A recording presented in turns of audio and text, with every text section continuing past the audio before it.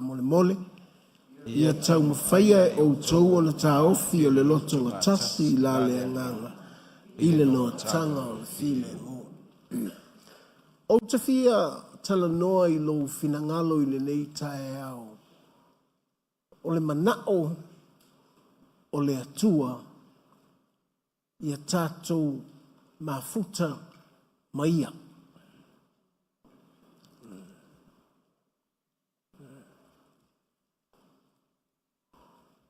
God is willing to unite with us in the spirit. E tātou te mafuta maia I le anganga.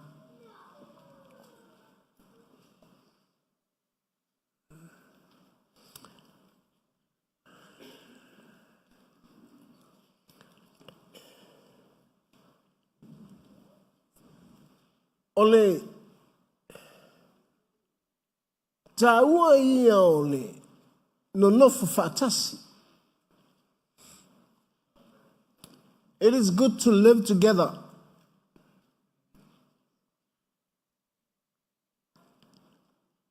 But if we are not united in the spirit, e iai la le mea e whainai. Suelo tusi le mua koronito.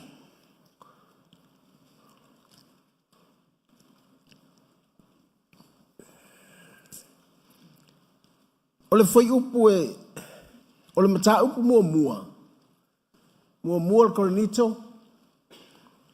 1 Corinthians chapter 1. Ole foi upu e se fulu.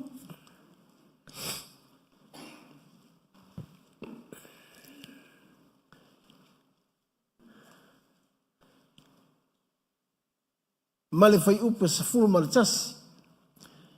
Mua koronito.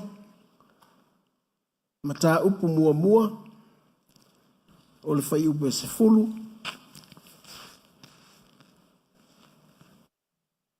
Sa fulu maritasi. A maua. Ta fai tau fatasi yam. Le au soe. O te ai o yatu ya te tau le swafo lo tātou o li o Yesu Keriso. Ina ia tasi la o tau kumalaba. Ne iai ni maa senga ya te o tau. Aia maa o popo lama I le loto e tasi ma le manatu e tasi. A wā wata ua mai o tau. O usoe ia te a oe sa akilu. O ia te o tau misa.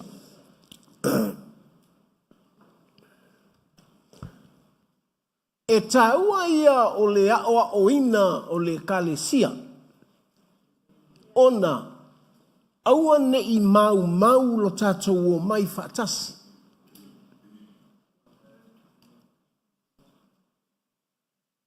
E le mānaia pe a aoa o ina tātou I se mea whaingatā. It's not good if we learn the hard way. A o le tāua ia o le aoa o ina o I tātou. I le manao le atua ia I tātou. O lau fo I lea. This is my encouragement. I le meo le taʻitaʻiga o se mea. That's the problem that governments are facing today. The problem is ele mawhai o na tu whatasi.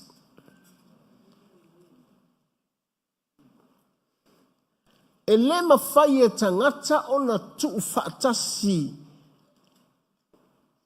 E mawhai o na no nofo whatasi. A ele mawhai o na tu whatasi.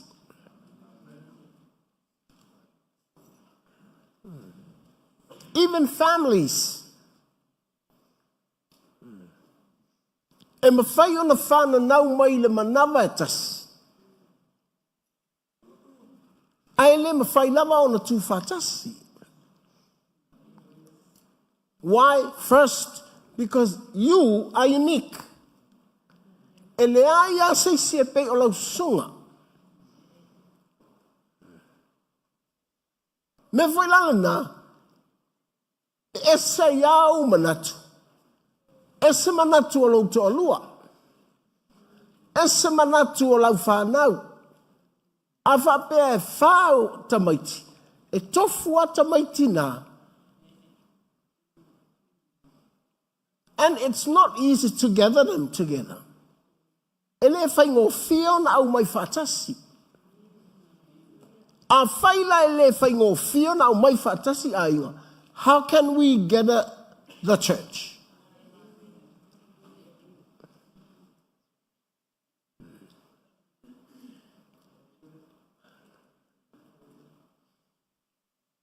Ai whai mai le pese a tāwita. O le mānai ia. Pe ano nofo whaatasi. Also. O na whai leo whaatusanga e luana. E tā ua ia. O le whaatusanga. O le whaauunga. O le tangata o le atua. Ma maunga e lua, e esele me tu mai eile si maunga, esele me tu mai eile si maunga, a o le manuia o le si maunga, ua o ile si maunga. What that means, a manuia lo tama, e mawhai o na o ane ia te oe.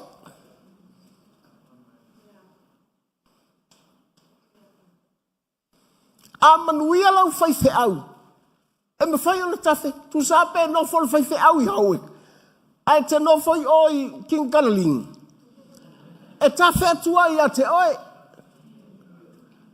If you know how to unite in the spirit,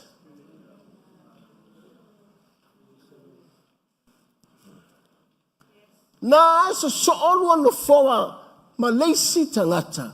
But ese lua manatu.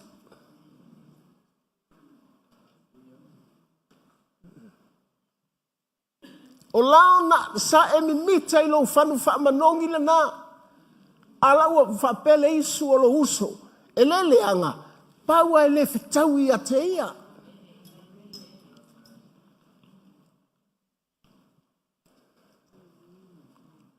Ua sila fia e le atua tātou. Na whaia e le atua tātou. E iai langa mele wa tupu I le lotu. I koronito. Ua tau e leisi a inga. Ia Paulo. Le mele wa tupu I le lotu. O le winga o le tala. Voi le o tele lopo la le whainga o le tusi. Ale a inga lea. Ai li lope na whai ele a inga. I o whia fo I tū whaatu ngā lotu. Lele whai mai a lisi o lato o sa Paulo. Whai mai lisi o lato o la sa ke wha. Whai mai lisi o lato o sa ke liso. I o wheni me o whaapena. Me walana, let's tupu la mai.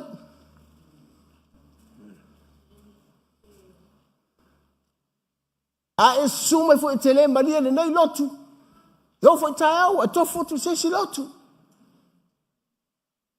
A ele maria fo ina e ofo na tofu le lotu le ngoi a se oli.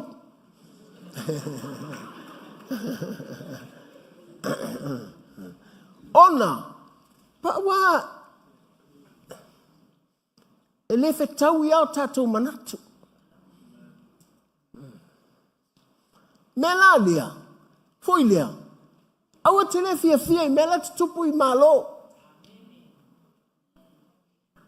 If the church don't know how to gather in unity, how can we ask the lefa olainga people to?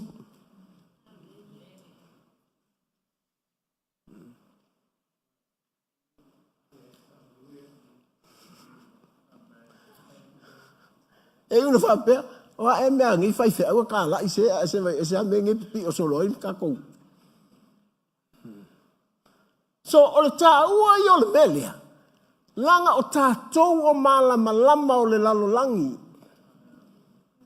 O tātou o masima o le lalolangi. O laiva ai mai le lalolangi.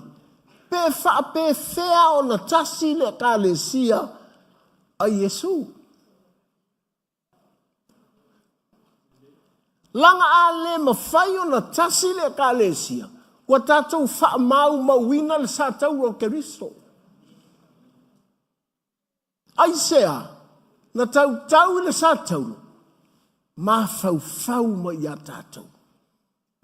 Ele ngata ina ma fau mai a tātou, ilo ngase, malo umai, ma se mea whaingatai ilo o langa, o a mea uma. O mea na, e ngata i le lalolangi le nei. A o le tasi o tātou ma Keriso, e tamalale na e whaavavau.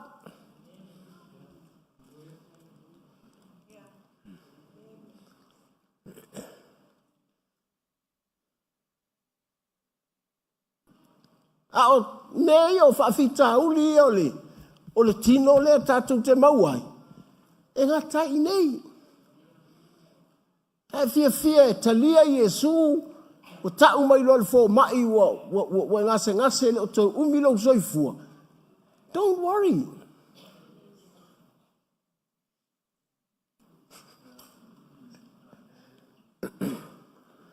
O tele o whai atu wana le te waveoti loa. O te fefe. Because whatever problems, the finishing line is here.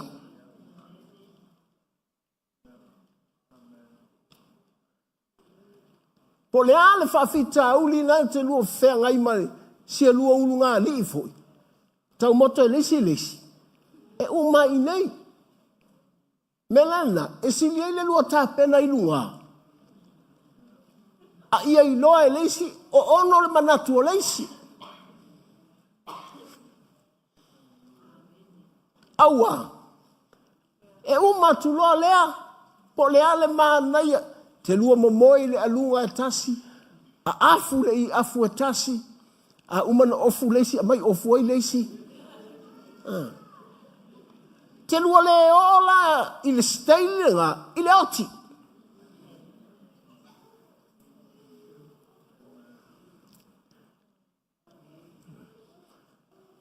So do something before we die.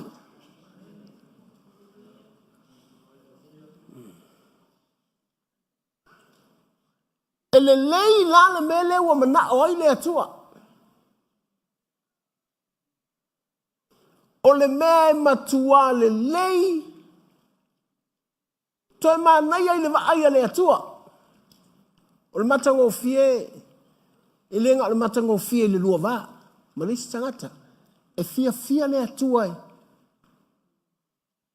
Sila ma iai. Fai mai. E pei o le sua u. Na manongi le ulu. Wa ta fei foi le ava. O le manongi le ulu leu manongi le ava. Ta fei foi le ulu le ofu. Tutu sal manongi le ulu. Manongi le ava. Manongi le ofu.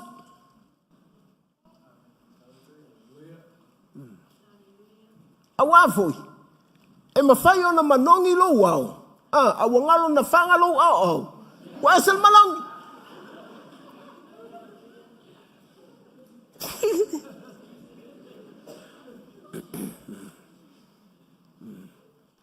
Ole manai ai ole mele mana o ai le atua. Ole mele lei ma le matango fia lava. Pe ano nofo fatasi. Nala fai tau fe ngai ngofo. Lang ole no nofo le nga ngofo I fale tasi.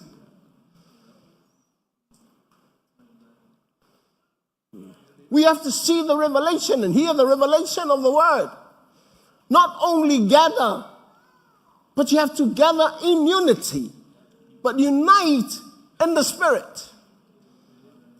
Ele ngata no nofo fatasi. Ile faletas. ai tasi le nganga. O lona winga, ua tasi ia keriso.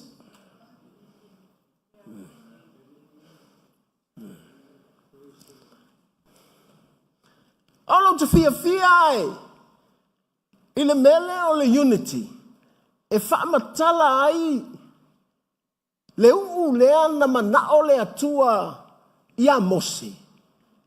E sa saa i le ulu o le whaitaulanga. Suelau tusi le, e soto e 𝚘𝚙𝚎𝚘𝚘𝚘𝚘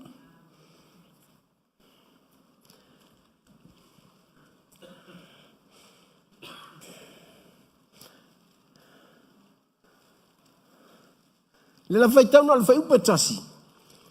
E latu i le whale, tia ila oi whaitau le whale. E latu i le whale, toi whaitau o mai le. Ina ia e malama te le ai i tātou whaitau ngā tusi lea.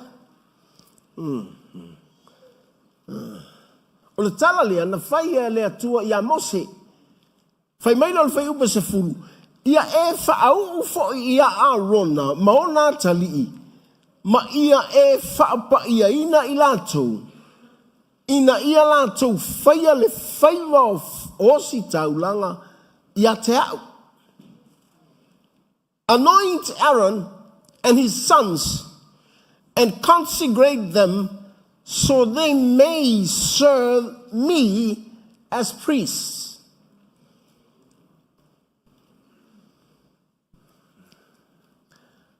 A manongi la le o le o staulanga. Whai mai o lana tāpua inga e alu sa o i le atua. E le alu la lato lotu. Pe alu la lato whaife au. O le tāpua inga e consecrate. E alu whaapitoa lava i le atua. E fia songi mai iai le atua. God loves to smell that anointing.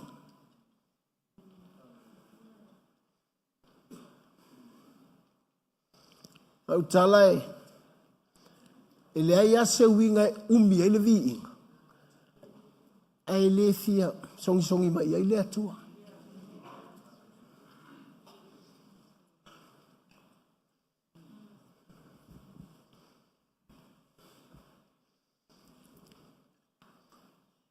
Whainga lotu I taimine.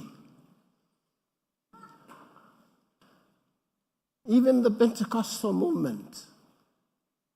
We Pentecostal churches must be very, very careful.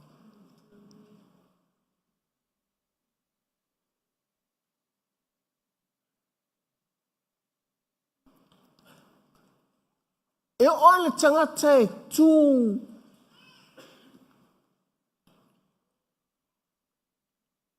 o lunga o le whatalia, this platform, o tangata tapua.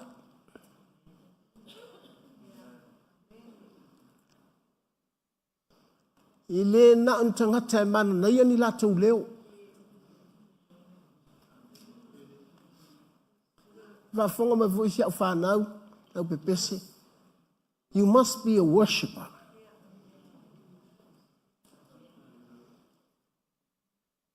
If you sing and you are not a worshipper, one day God will slam you out.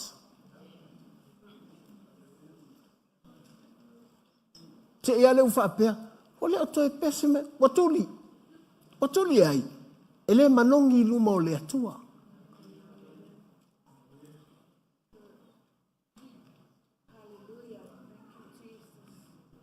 O le atua la, poto te le whaile mea, e kulia I lalo tangata. E uia na umanao iai e kawhia maua, o le maa ngai ai o le leo, e a songi ma iai le atua e le manongi. E ia le aso e dismissel mea.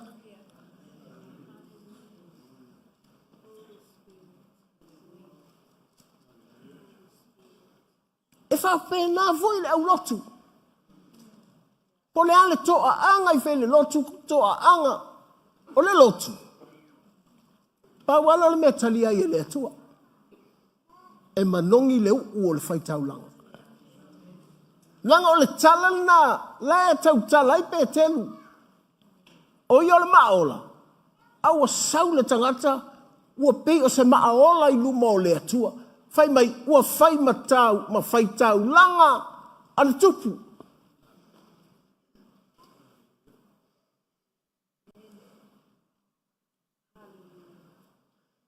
If you enter this building and come to this church, you have to know that we are priests before God.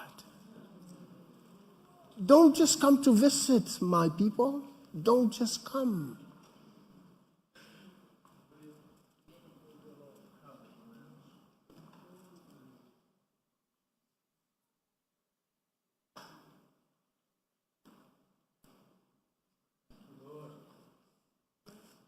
Langa ele ulangia e saisi le atua.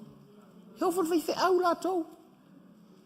A sau fai fe au no fo luma I ai le prepare mai e manongi I luma o le atua. I le mangongi kofi fai fe au man kofi a. No. It's your relationship with God. O lau mafutanga ma le atua. A manongi oe I le atua. Ele na alfalsa. Oyo le tangata tapuai. So se mea I lo a inga po fea le mea te iai. Mele na whaingo whina tu ta tai tātou I mea o nganga tau whaasa se. Ai sea. Langa pia whaapitoa ni tui me te tatalo ai. Whaatali mai lole o e satani. Se umalau kakalo. Ai manongi nei le atua. Langa o le maunga I heremoni. E ono I tu la le va o le maunga I heremoni. Ma le maunga I siona. O le maunga la heremoni e maua lunga. O le maunga I Jerusalema po le maunga siona. Tama I maunga.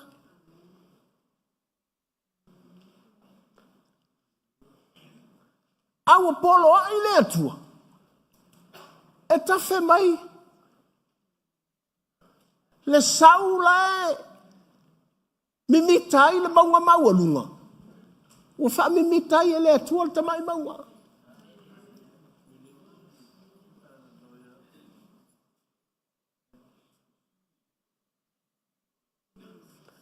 Nawai le pe ua si oe I lo a inga. Le si va enga o lo a inga. Ua maua lunga tele. Ai mai a te oe. E te maua lalo. Ai manongi nei le atua. E tangoa le atua whaakafe mai le mela I heremoni. Isi o kama isi ona.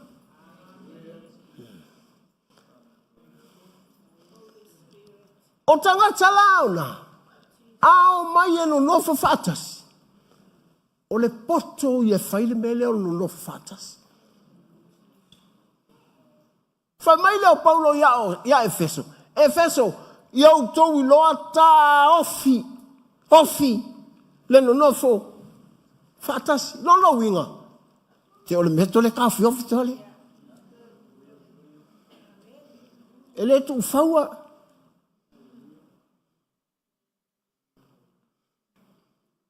Awa foi o leisi foi tangata.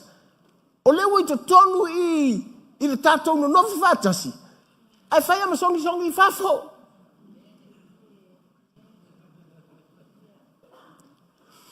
Na mawama mai lea, ua saule manongi o fafo. O so mai te tonu. Sau ai nei te tonu I. Mai, nai vai Facebook.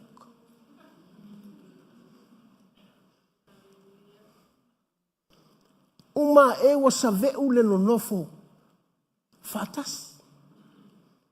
Aure ta ofi. E te wala tu o tau alu, whawari. Koso mai kong. Leia le tau isa po ai tu mai te tonu. E ala lana sauru tangata lai te tonu. Langa o leo e aluati ele manongi na sau mai heremoni. Aluatu le tumutumu o siona. Wa whaalongo mai te tangata le ai lau te reto fisongzongi whafori e mana i atu manongi se tātou melekton.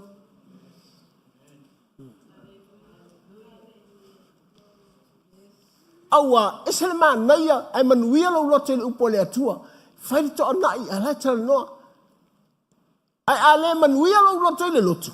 E whairi to anai. E sea me kalango iai.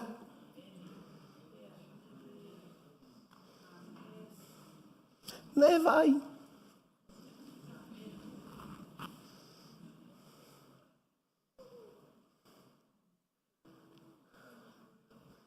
Ia Yesu. E iai la le mena e leina mana o le atua. E le ngata tātou tenu nofo fatasi. E tātou te tāofi le loto matasi.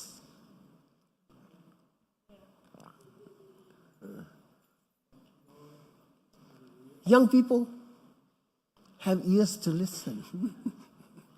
Yo fasir ka makiki.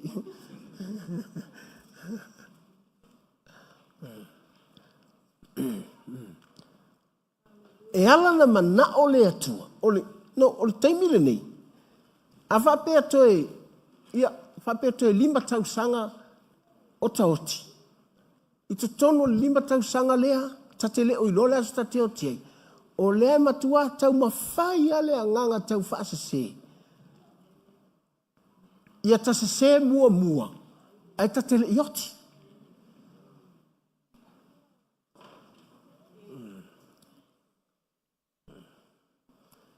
O lona winga. O le mafua anga lea laina mana o lea tua. E tu whaatasi. Whai mai leo Paulo. Wai tanga i ane i lau tino.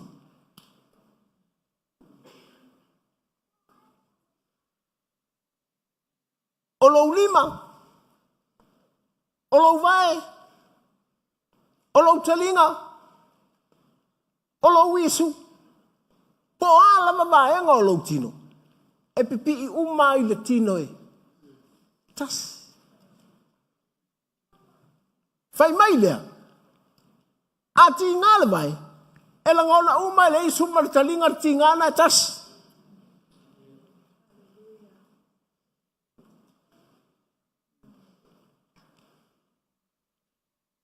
Nela whai mai. O nā ia te oe. O lea ia te hau. Lea o onga le leia o le mele o le tū fatas. Awa foi o lea mana o ale manawa. I le mea tau sami. E lea ngai le vai.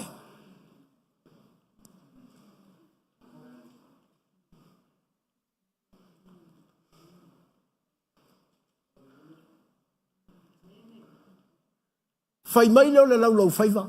Oka. Te whel manga ia. E whai mai le vai. E oto leilo ngungu.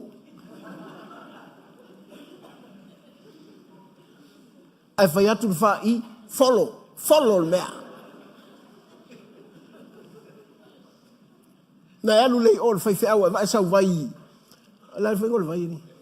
Vai esi. E ingu ata oi olo makoi. E like, ole me voile wata ua ilo taloto a pesoli. Oka. Tate le imasani nei meo le inu fua la au. Sa o asoli. E malo a vai. Le taimina maa losi ai. Le taimina maa losi ai. O ua nofo nei. He wa tala no ale fionga ale atua i lo uloto. Ma i maupe ana i loe le lau whaiva. Le meo le afa le tonu i le 5. Le afa le tonu i le isi tu tino.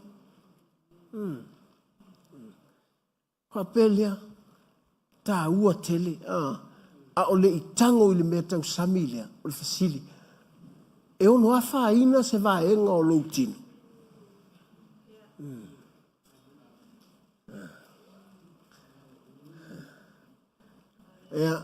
O te watu, pe tele au tinai e lue mai lato wau. Lei, wo uloa atu langa o tinai e se le alo lofa o tina. lau lue au te le saola e le toi whaia se me tau san whapeato ina. Le a waru e whalai ma iai sana. Sana?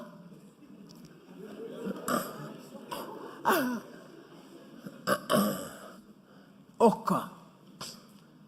Amazing. Ia e whaau arona.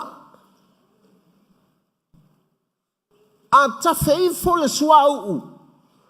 E manongi ai arona. A olai whaafafonga ma iai le atua. Whaanga pere upusong songi. Olai na namu I luma o le atua le manongi. It's a sweet smell of that oil. Lea e tawhei fo. Whai mai leo le tala le atua ia Mose. Mose, whaau arona.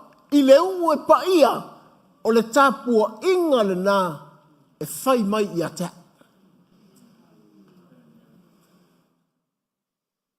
A o le whaatusa le salamo.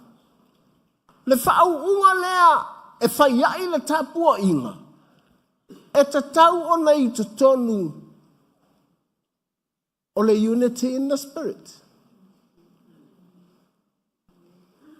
Lono winga. O tangata e mawhai o na tu whaatasi tātou. Ina ua sua malia I le atua la tātou tāpua inga.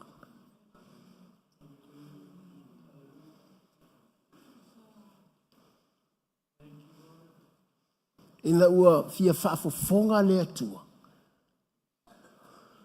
E tātou tāpua inga. Whapelea. Amu ia se ainga. Pena o se urunga alia masila whanau e toa lua. Ai tutusa o lātou loto. I le taimi o le tāpua inga. I lo o lai mo ini lesi. A lai whai men wainga uma. A le o le navoi, o la hai whai ale tataro le tataro. A lai halu ale maa fau. Isu e ngā mea ale whaalawe le hai whai. Because, wa ura tangata whaaleanganga. I can sense, o ke langonga inga I lo uanganga, e le o le leir ka po inga.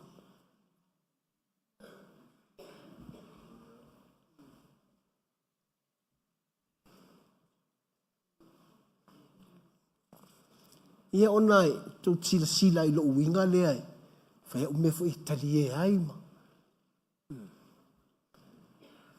Ai, e le tu ua I lava lo u. Na ona mei mai lunga le drama team e whai mai se mea. I can sense something wrong. O te le fia o te iai. But I pray for them.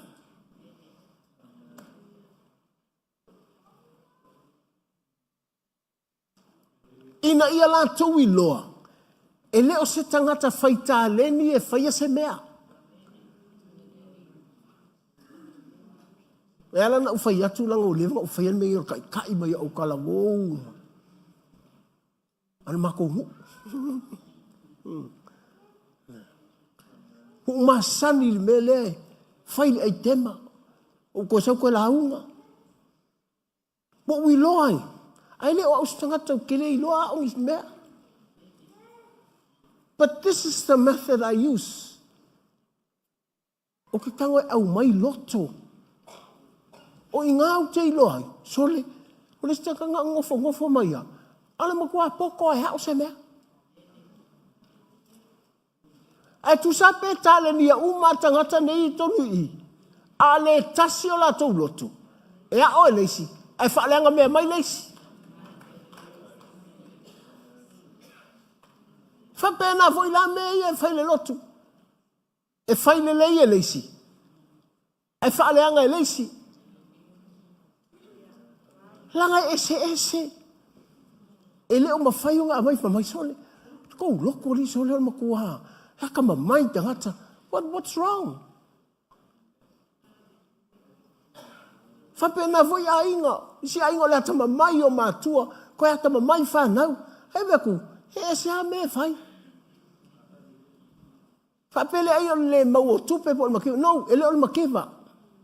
O le mea tau o le whaa mativaina.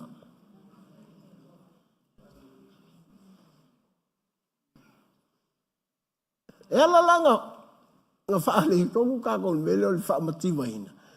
O le e mawhaia e leisi. A lai ka upe ai leisi. A leisi a koso i lunga. A leisi a kau ai. E whako, o la ele me ki kau me mai. Se ilo ai al fia poko.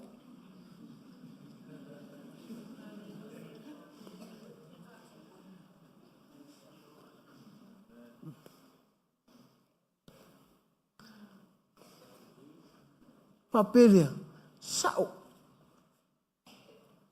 A manongi nei le atua le mea, se me fai. Ina ua unite ngata ma le atua. So o le mea tatu le mawhaia. Wakako mawhaia.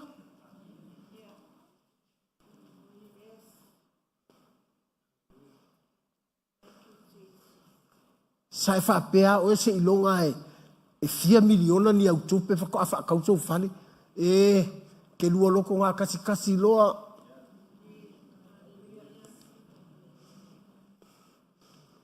Nana e whai atua i lau pele. Han.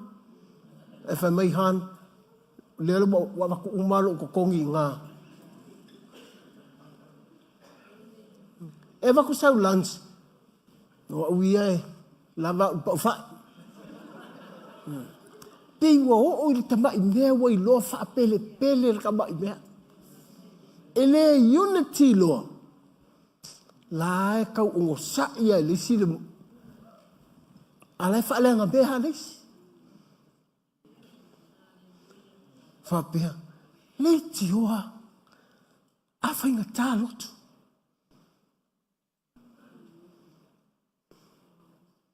Ai a lau atu nei tu si pasi al whai au. O takta hu.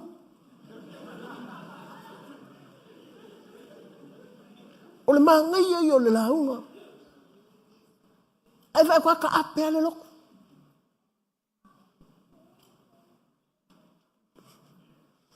E fiwa sua te wharasa e le maua.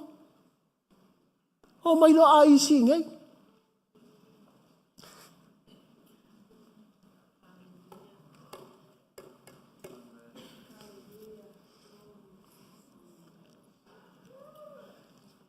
Ko lo wharasa o le aliem. O kere kakala si kanga kai sa usu o kupenge. We need unity. Nai vai lea. So le se e whaua e kanga ka makikiwa mea kanga ka milionge.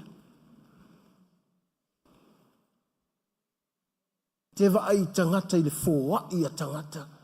Kau te le hoi. Kau ngau mai tangata e whaise mea. Whaia le unity lea. Ai sea.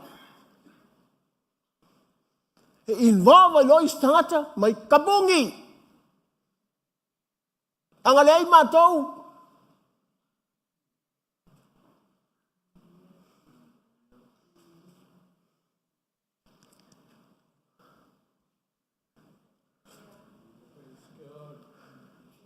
Ho fia si il fu al manu malo le kale si.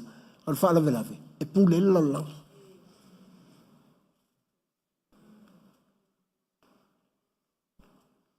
I hate that.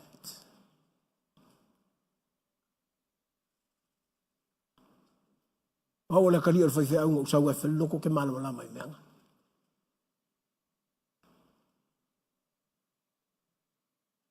I came for it.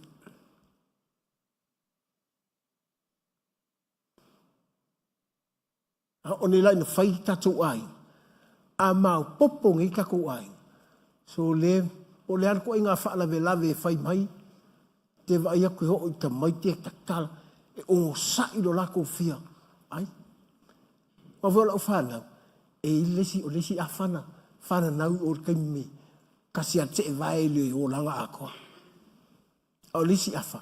Na whana nau o le mea se vai le kangi. Se vai le skaiau. Te vai le skaiau. Vaenga la len fan na ol me tau le semea.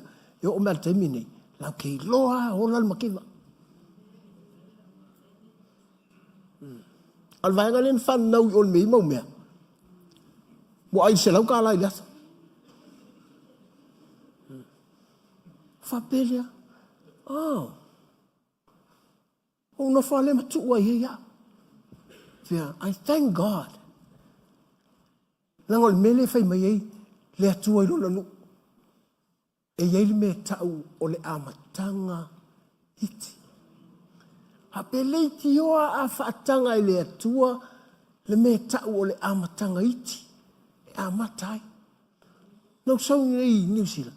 Ho whalongo i tangata ia. Wa tutua la tau whale e va mai ma kou ia. Matau a mata mai ai e moe wharka avale. Pape alau te vai tu whale lau no foi. O kalmana ia. E famila o ia moe e wharka avale. U whapelia. Poto tele tangata le whaili mo le amatanga. Iti.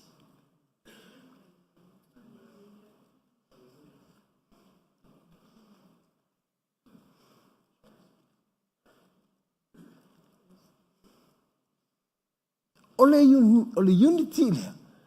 Ole unity. Ole iai o le atua ia te oe maha uru tangata whaatauwa. Whamai, o se mea e le lei ma le matango fie. Pe anu nofo whaatasi. Pe o lai sila mai le atua. E le ngata e le lei. Man tua fo i whata tangata ia Yesu e le, ma Yesu, le ai ama se le lei. Na o le atua e le lei. A le fai meri salamu. E hele me le lei. E le lei le va ai a le atua. Pe ai loa nei fai le mea tau. O le nofo. Fatas. Te nofo ia o e ia. Ma e te talo aua. You know, like. A tonu lai te talo.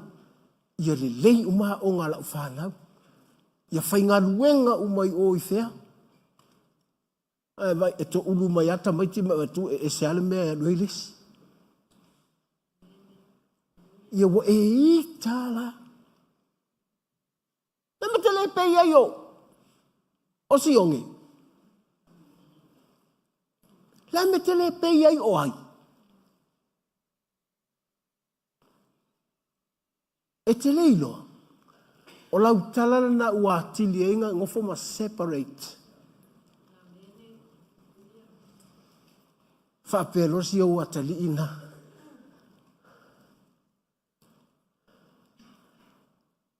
O uli loa whaipo le halme lema na oilo utama. Ai vaila i eile mele lei whamai. E matango fie i le atua. Pe atatou iloa nei. Au mai le istangata. Even though o si o wa whale tuolena. Ese ha o loa. Al fesilia lea. E whafe whea ona e au maia etasi.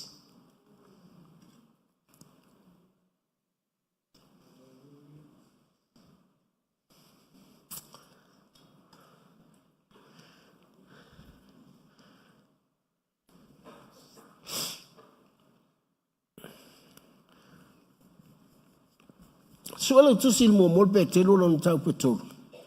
Fai tau tu e te el fai pule valu. O le unga le nei. Wai maua mo mol pe telo. Tau petol. El fai upu e valu.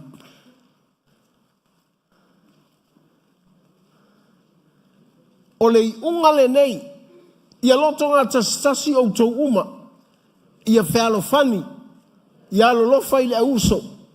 Ia muti vale le alofa. Ia anga le lei. Aua le tau iatu i le leanga. I le leanga. Po leanga tele mai i leanga tele atu. A iau tau whaamanui atu. ina ua iloa o le mea lenei na vala auina ai outou ina ia maua e outou le o tala foi le amuia se tangata na te iloa fai se tangata ua leanga pe amuia o le tamama le tina pe a fai e te anga vaa e fau seisi o lau whanau.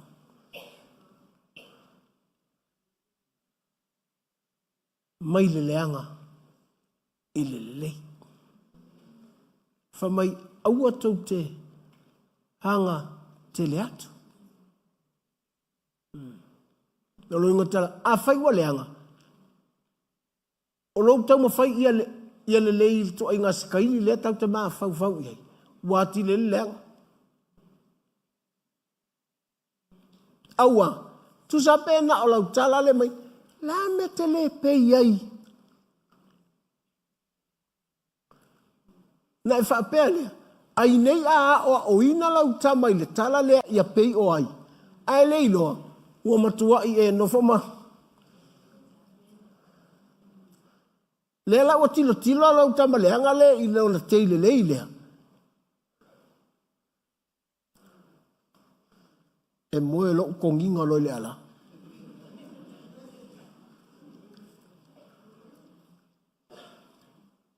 E fiwa si o na teile le lei e fai atu iai. A ua leanga i le tamaititi leanga. Le tangata le lei. O ngai le lei loa le fau sanga fau. Inga ia mawhai o ngapi piki mai. Fai mai a, langa fa mai. O le mea lea na whai ai o tau. Lona winga. Na to ulu mai le manawa o le tina. Aina au mai e whau. E le inei te wai whapea na to ulu mai le manawa o le tina. E le lei uma, le ai. O isi mea mai la le lei. A o isi mea au mai e na o mea whau. A o le fausanga lea, o le fausanga o le tuu whātasi i le anganga. Mela lea e māloa le tangata, e ia te ia le anganga o le atu. Pea no vai atu, e ile mea la ua tupui i le akale sia korenitu. Aia e whaitau i eile tusi.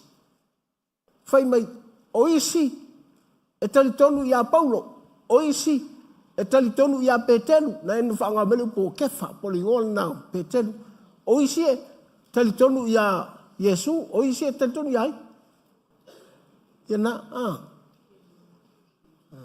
Tai pe anu me vanale, e la unga, tu role fai au te fia lana la unga, ai va ili usoli. Ai tua tu la lunga, le fai au te le mana oai, e tofa ne loi lo nufoa. Na fai atu lea, tole, e ke moe o le vele loku mai, o a ui ola au sa ke wha.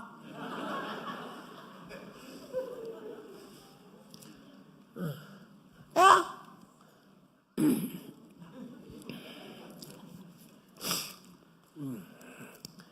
Wha pele o tangata. Sole, e wha ilonga tangata mo i ale.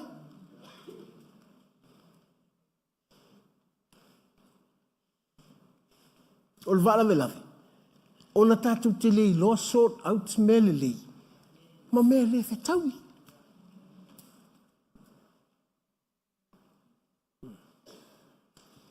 Atu voi lea. Oa.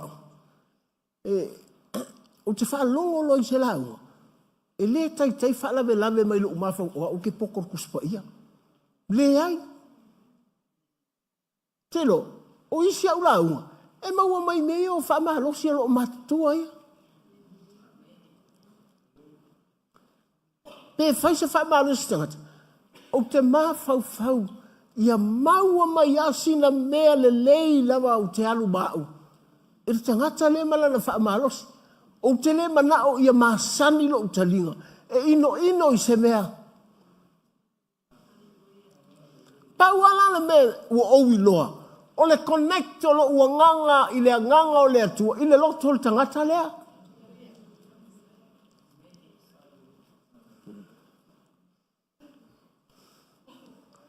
Aua. E po ai ala tangata e tele fia I mea uma ia te ia. E ala me whetau ia te oe. E whole me le whetau ia te oe. Amai, ke alofa I ai. E male ai. Te lo menga le ai o palau vale.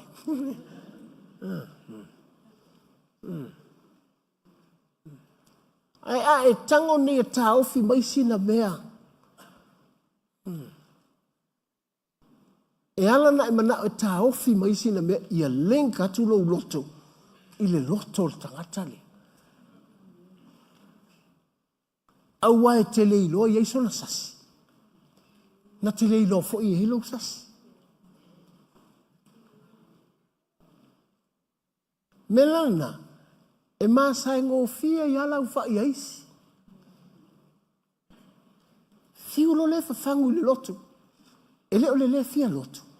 Me mena ke le loku langa leo aku vaenga lea. Ke leo fia mai ka I lea.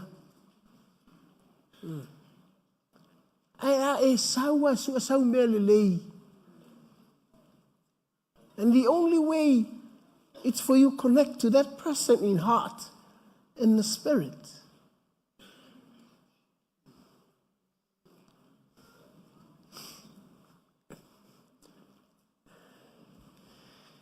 Pasal pati mo Yesu.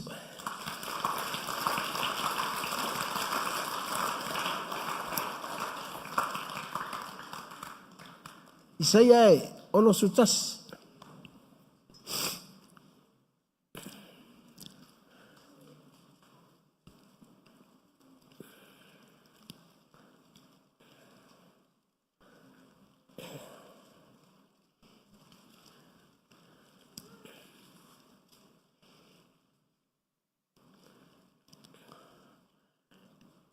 Fai upu e tolu. Ono su tasi tu se Isaia. Ono fai upu e tolu. E avatu le fia I e whaanoa noa I Siona.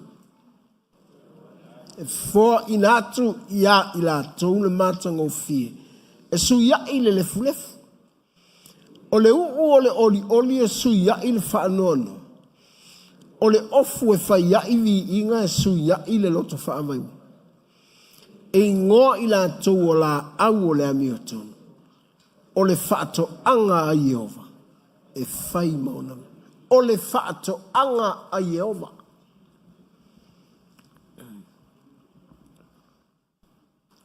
O le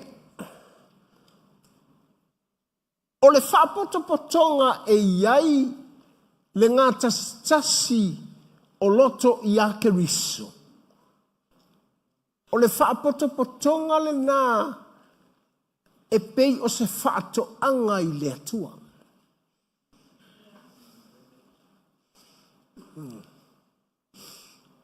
Le winga o le talavo I lea e a whaisau whaato anga. Ai vai atu I se la au e le lau whaato anga. E te le mana o e olai. E te mana o ese I ese.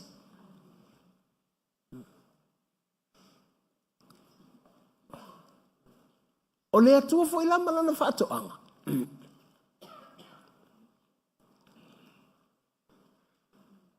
E iai mea mana nei anai le whaatoanga le atua.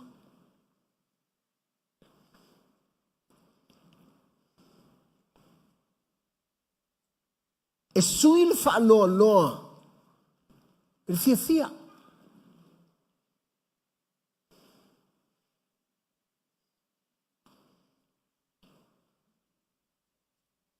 E sui le lefu ile.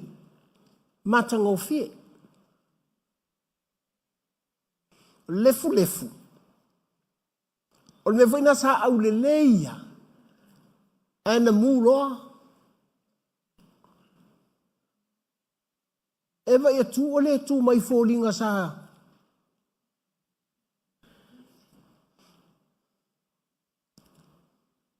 O le whale o le mānai ia.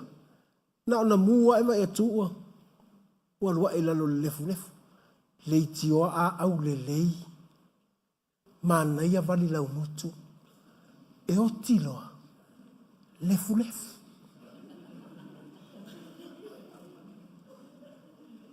Sawa mai le au le lei, maso masoa, atu mai effect, na otia, lefu lefu. A te iloa oe, a e iai nei le whaato anga le atua.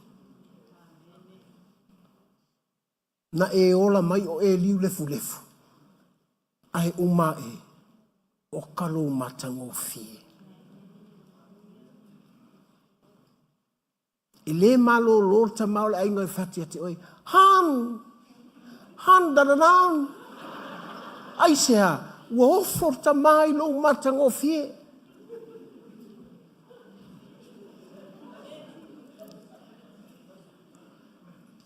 A whaila li whai atua se si i ate oi han, alu e su e sau han.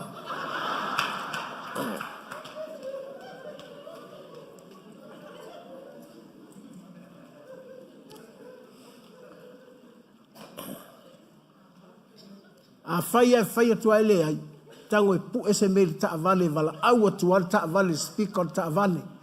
Han!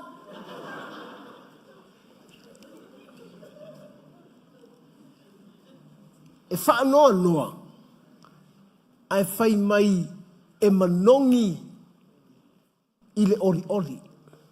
Like, me wele e se tā ua i lo loto le me lea, e au waine i wha oli oli ina tātou i meo le lalo langi. E wha oli oli tātou i le u lea, the anointing lea. Ia kako oli oli le anointing. Wha ai atu ta maiti o lou fia fia ia. Ele me te fia fia ai dad. Eleilo, because of you, the presence of your God is with you. That's why joy. Ke fia fia le oli oli. Na vailia, ile fa pelea o in ta vale mani. Ta vale vale.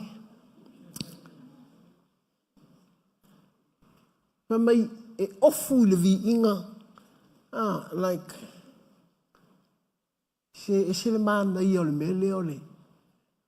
You know, like, se, o ta ua i o le me voi lea, o le mele le maua i le, whaingo whina maua tātou i le mele o le loto vai vai.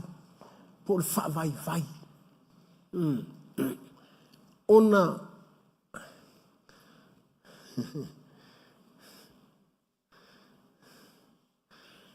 ata ua nei ole, ona na file.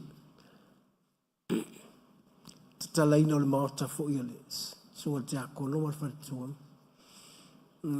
matu tala noa ma na iuso fo i, to e wha manatu mai aso. Mai si au aso fo i aso le. Wha pēa lea. E wana le ese le poto le tangata e wha vi i mai lesi tangata.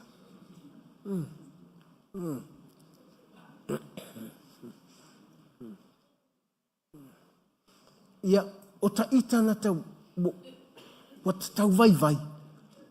Pe o koe kuku, nunga maso vonga nei.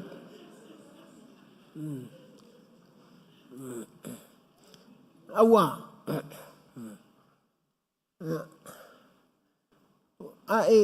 Like, tatou te matu tualo. Ia, o ai le au, o tau le se rua. A le whai atu al tina, se rua ulu.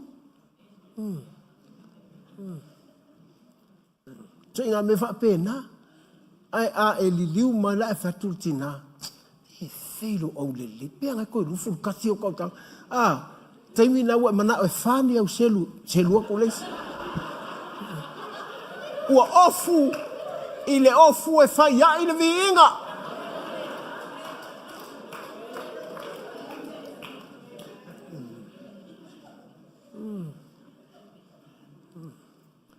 E tai pia o me voi lea e te latu loa lai whai mele study alau a fine po lo a tali.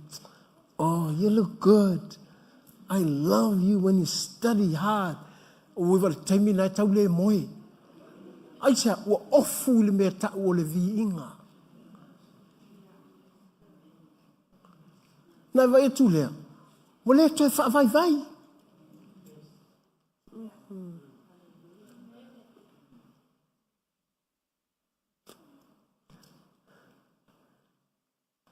E no nge te wa fa pe. So fa fo le tu a vil vi inga e ke ngo fo mai fu o lo manga o ye vi oi.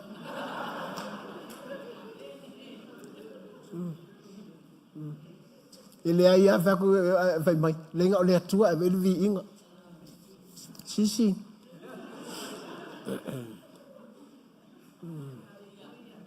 E vai me foi na linda te fa tu.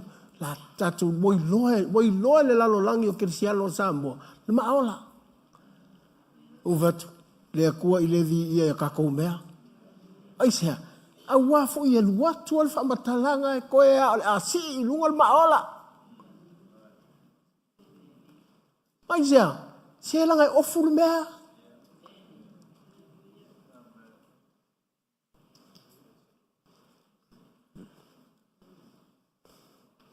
A e ofu nei meye fe lau pese. But I know, like, if you encourage the singers, yale li fa kai le loko ke pese ai. Na ku e fa vai le sa pese la so lulu le la sa uma la sko ai. Ar kai minga o vili mai am diama. En vem fa ka pese la so lulu ko fet fale. Ai sea, o ofu le fia via.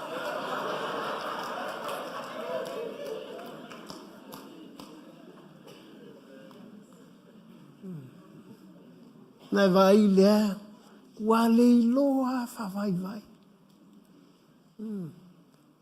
Tena e suma i foi la fe mesa tala mana ia te. Ui o kafia o foi.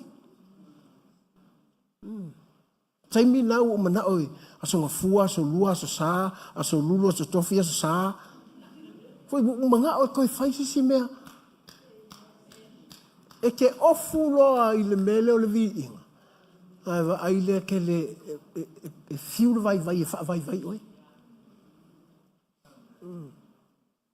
Ke ia wa tu ele tau sami ana pongi.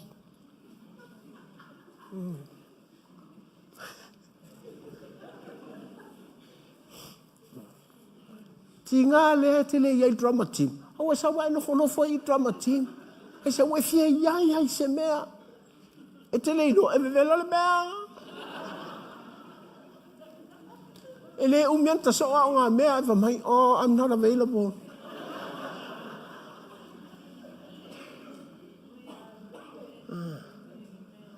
Me voina tele ote ai the leadership menu. I encourage them. I want to dress them. Inga ia awong I fa vai.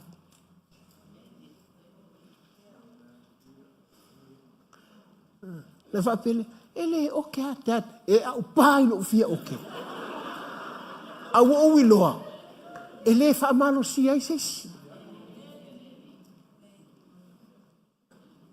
Ai o tango ne fa ofu le vi inga tangata. Oka hava ele ko I lolo ko vai. E ngofo mai fu au fia moe.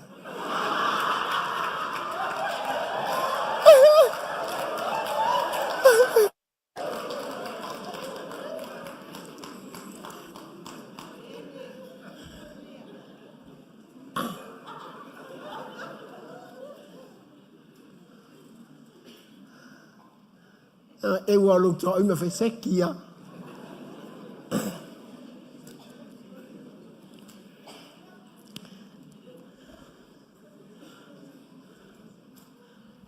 E ingoa I lato. O la au o le amiatun. When you unite in Christ, e tau I tatou, o la au, ele mamate. O la au e fua. Langa o le whaatoanga le atua. Pea na vai atu. Na ona latua o le atua whaile whaatoanga. Whailo ia tama ewa. O luanga le aia.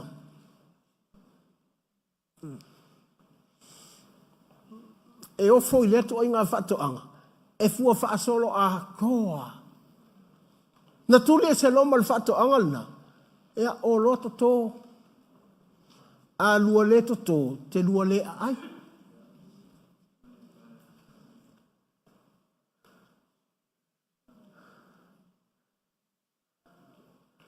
The only way is blenda ele mea honga le fua wa solo atoa ele mea. O le whai o e mwhato anga le atu.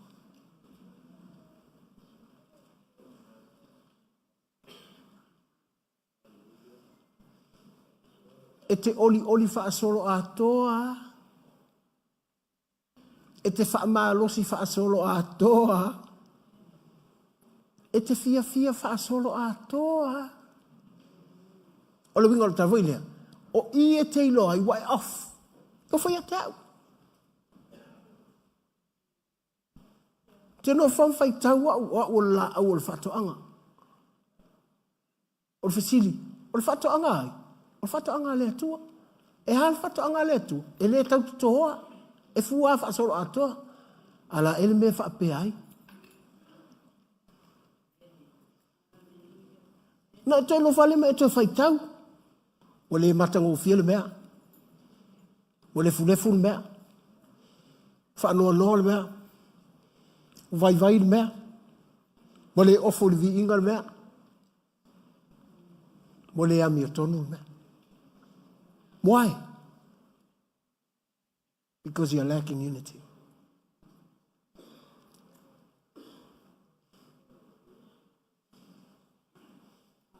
Sila ro lima leto. Fai sau tala ia Yesu na fa lo lo atu ia te oi.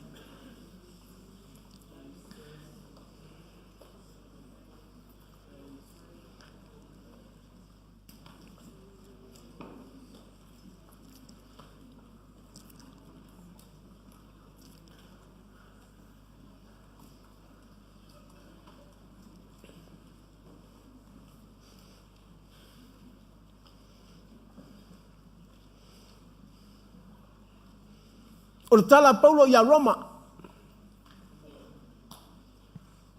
Ia ngā tastasi o tō manatu. Awal manatu i mea silisili. A ia whewa i ma e ua wha maulalo. Ia maile awal whawhia poto. Live in harmony with one another. Do not be proud, but willing to associate with people of low position.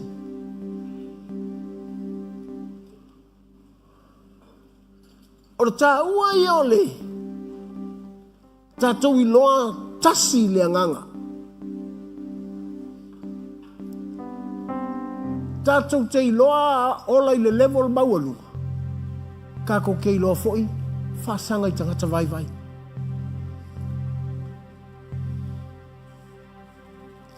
E ala na mana ole atu ele unity. Ina ia tātou i loa whaasanga i tangata vai vai. E a mai le vai vai. Inga ia maualonga malos. Mena ve mai ei. Aua na tātou wa ai mea sili o le winga o le tala voi lea. Aua na o tangata mau matautia te fia whaasanga i ai.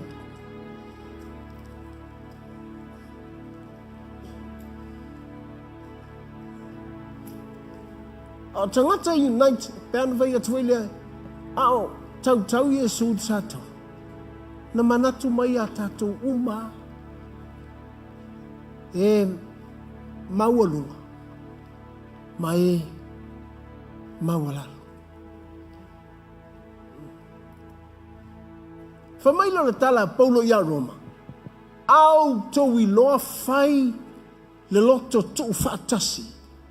Tau te loa sāma vali, ma le loto maulalo. Inga ia o tau loa whaasanga i tangata vai vai o tangata maulalo. O le whe au le nā le loto.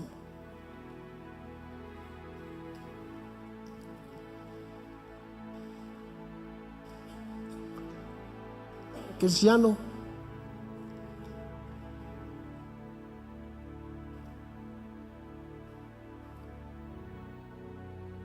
wa una wa mata mai me maulalo. ua ova ai mea silisili ua faia e le atua.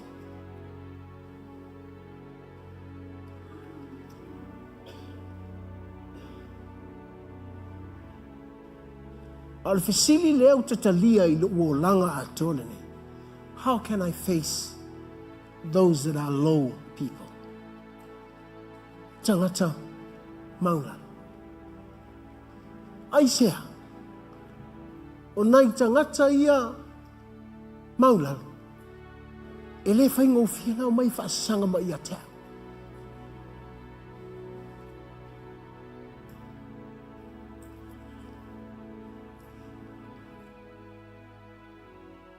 Awa, o te manao ia o maua le lotu. E whea ia o tangata o.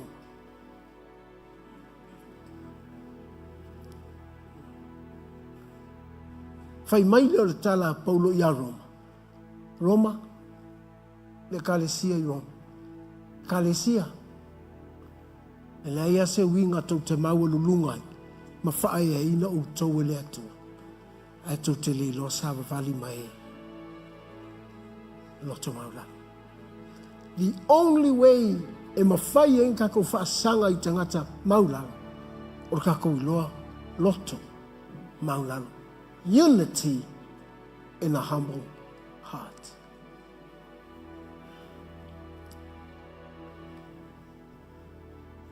Tātou te tasi le atua. Tātou te tasi fo I le loto maula. Aile, fia le atua. I hai tātou. E alana fia le atua.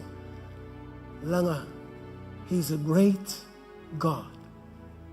But He gave I se awala maula. E la vea I tangata. Maula.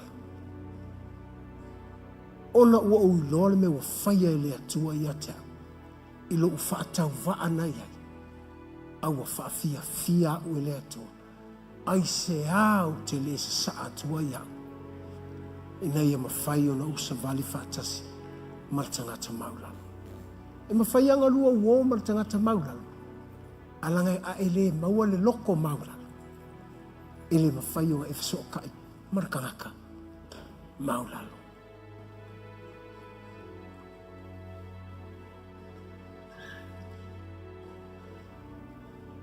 Ma ua ele whaingo whianga ma ai se whare se aingo le kakau loko.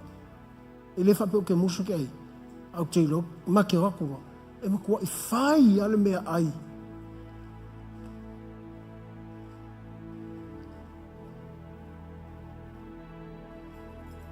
I thank God for your heart.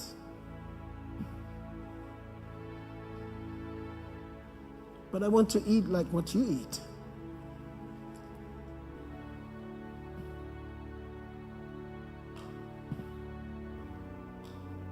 Au alako e le ingo fōlo whali. Au ke popole su sengo fo. I know how to sit down.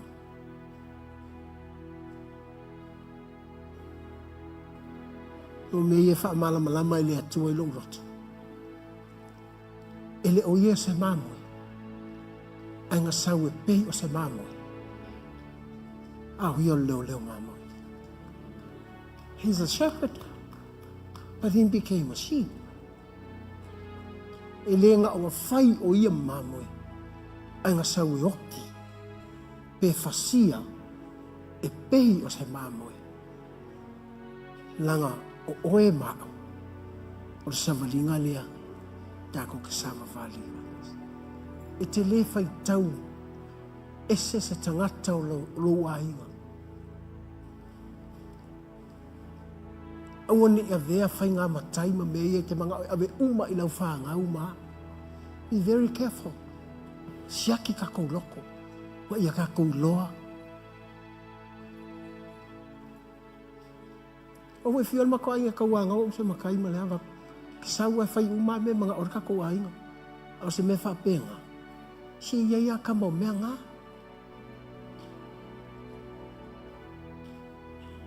A tatou loa nei whai tatou lotu, tau te loa e whai kako ai, e muli mai whai tatou ai, I mea ia tatou te manu ia, I le atua. Tatu tulai atas.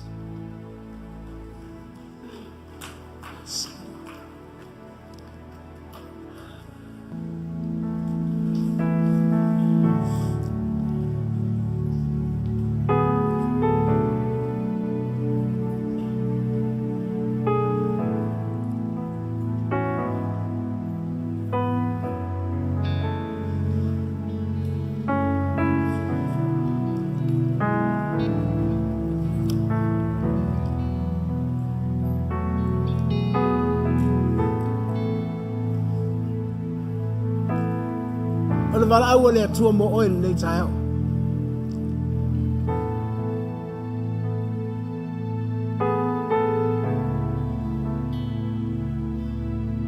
Afai mo na talia Yesu. Ala si simeli le ye tailo. Ina watasi oil makeriso ilo roto.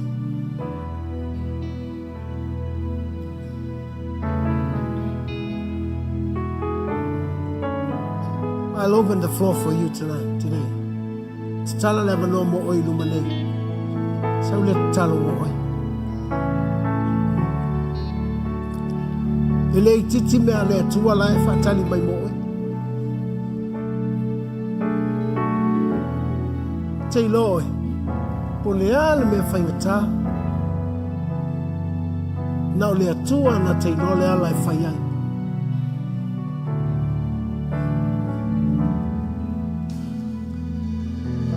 Le la ufa matala mai ai tatu.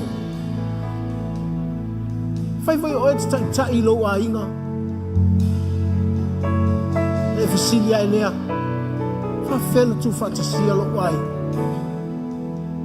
Le o ele fa moe mai ai. Le a inga isa moa ma tu fa tasinga. Fa fena fa tino la. Aba pe o le fe au na mo oile nei taha. Come, I'll pray for you. The pastors will pray for you. Thank you, Jesus.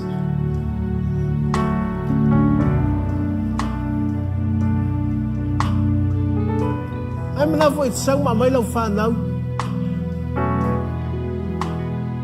Love and only.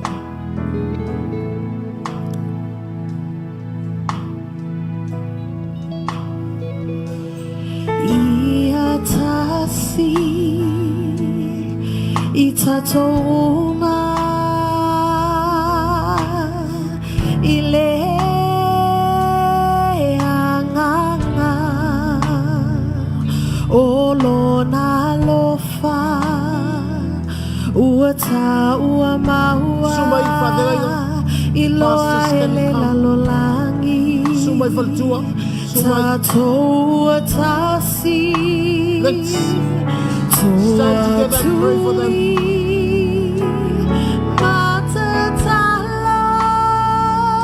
Sumay Renee, elders, can you come and help?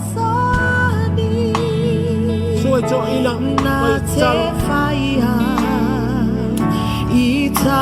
Itatoma.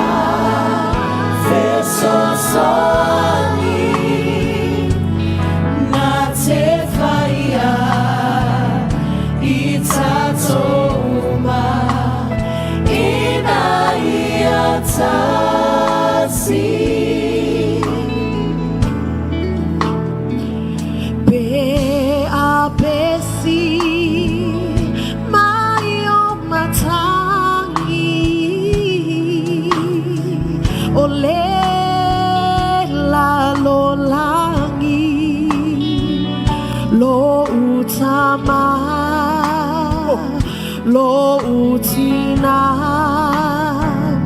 lenga luenga ele fire to atasi ele vale o se taui mauloi mata molelu mamai o te toe tu mai o se toa malosi o te tai tai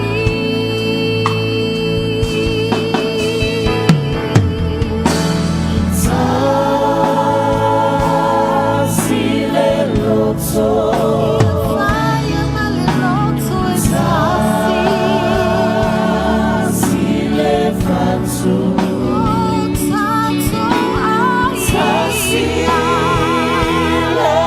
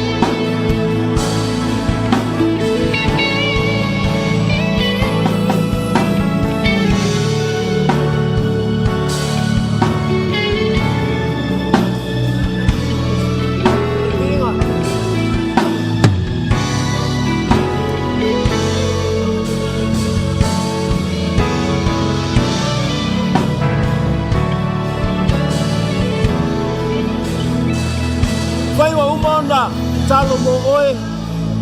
Pai wa uma talo mo oe si leo lo lima i le atua mai whawhitai i le atua. Pai manuia lo loto i le mea na mana o i le atua i a te oe. Tei lo oe wa wha ofu foi oe le atua i le nei tae au. Ina ia aua ne ia tātou wha vai ngō fie.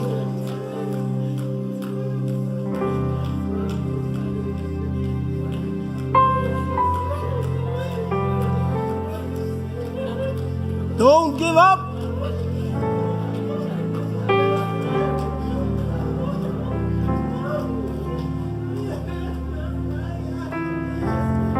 O si o atali po si au tama.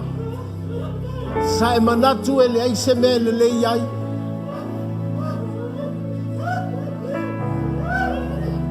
E fatino ina nei le fionga le atua.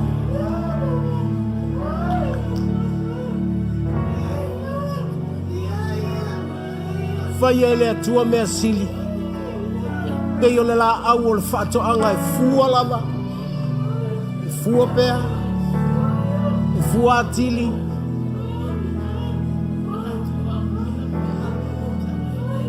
Si leo lima mai whawhitai ma watu lau viinga i le atua.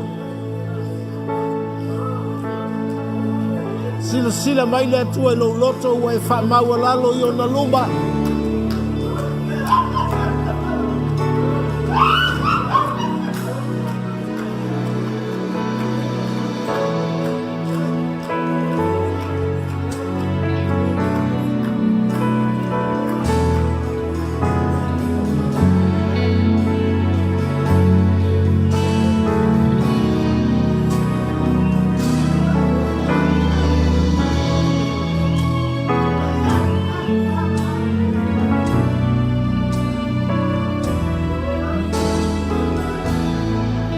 All the glory.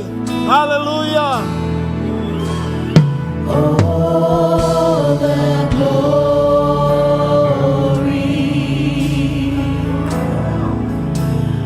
of your presence,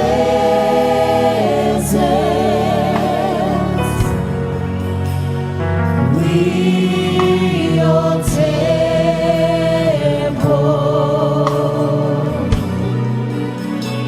give you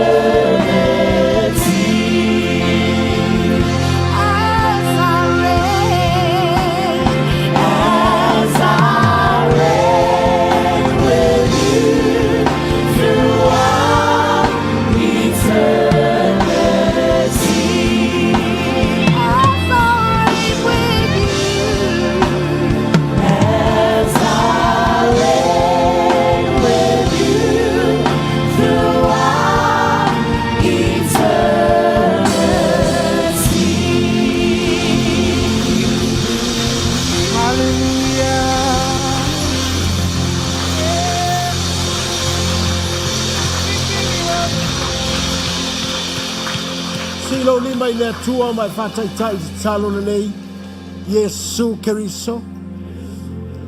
O au le nei mo oe. Whawhitai Iesu. Ua mangalo au le tangata angasala. Ona o oe le atua alofa. Whawhitai lo toto pa ia. Na o ai ma o winu i le nei aso. E whaamanatu ma ia te au. Le alofa i le uma. Olo ua tua ia te au. O au le nei Iesu Keriso. I ia oe whaavavau. Tatu alang whaatasi amen.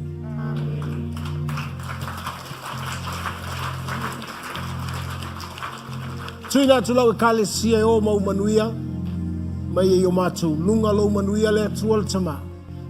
Le alofa tūnoa Iesu Keriso lo alo. Maftaine mātou e lo nganga pa ia nei. E o i le whaavavau lava. And everybody say amen. Tai.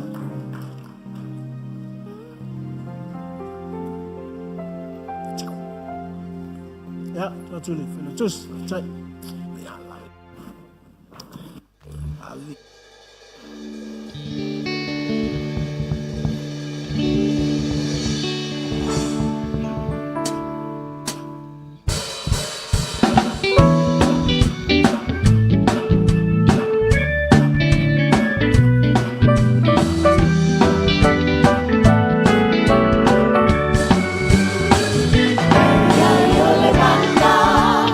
Manda, manda,